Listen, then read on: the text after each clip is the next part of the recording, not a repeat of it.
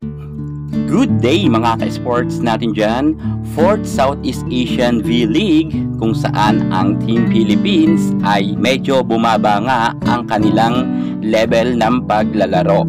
Matapos nga na pumalag nga sila sa Team Vietnam, pagdating naman sa Team Thailand ay medyo nga tumiklop ng husto ang Alas Pilipinas.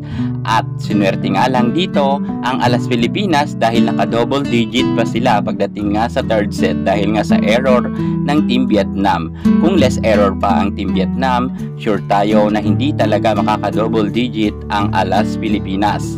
Sa dami kasi ng mga magagaling sa Alas Pilipinas ay hindi nga sila pinaporma ng Team Thailand. Sayang kasi dahil medyo off nga ang ibang mga star player ng Alas Pilipinas.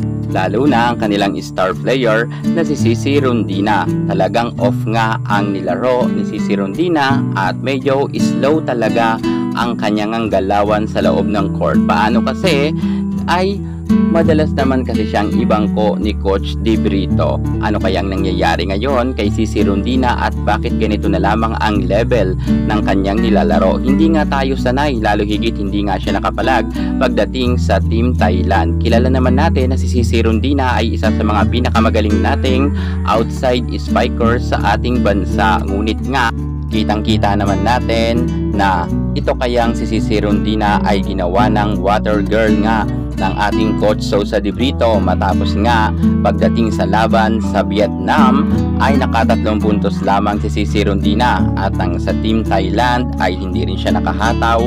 Siguro talagang bumaba na ang level ng nilalaro ngayon ng ating Darna Cici Rondina dahil yan kay Coach De Brito na madalas nga siyang i-bench. Aalamin natin ang buong detalye. Pero bago ang lahat, kung bago ka muna sa aking YouTube channel, subscribe na.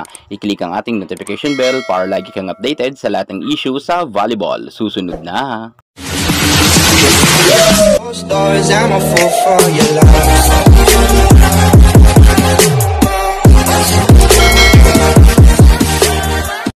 Superstar Cici Rondina, isinakripisyo niya nga ang Choco Mucho team at umalis muna siyang pansamantala para nga makatulong sa Alas Pilipinas. Ngunit sa kabila nga ng paglipat ng ating superstar na si Cici Rondina sa Alas Pilipinas ay hindi naman siya masyado pinabuelo nga ni Coach De Brito.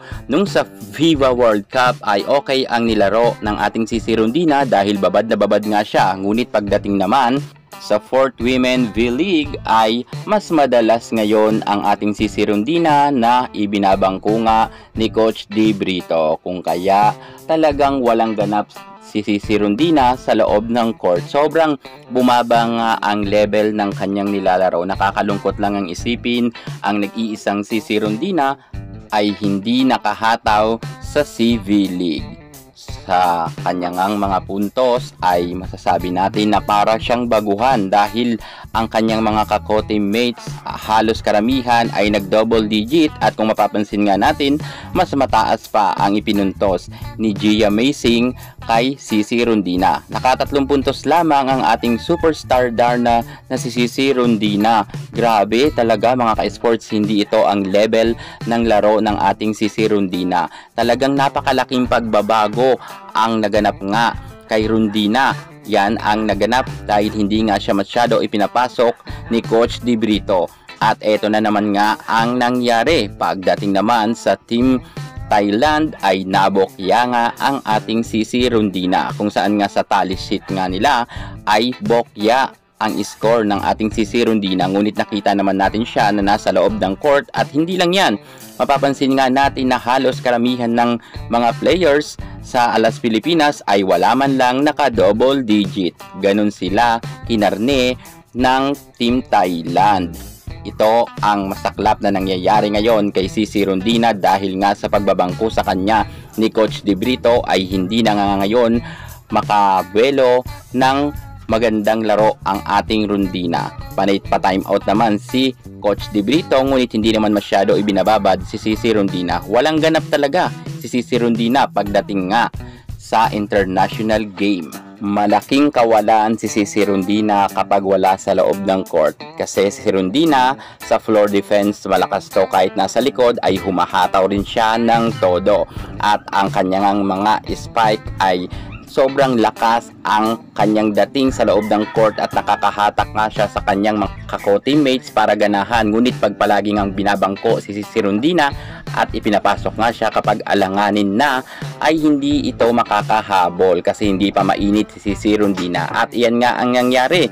Sayang ang dalawa natin Darna. Ang isang Darna nga ng Ribisco na galing nga sa Creamline Cool Smashers ay hindi nga isinama sa roster ng ating coach De Brito. Ngunit isinama man nila ang isang superstar naman, ang Darna ng Choco Mucho, ngunit binangko naman ito kaya wala rin silbi. Yan ang naganap ngayon sa karera nga ng ating si Rondina sa Alas Pilipinas.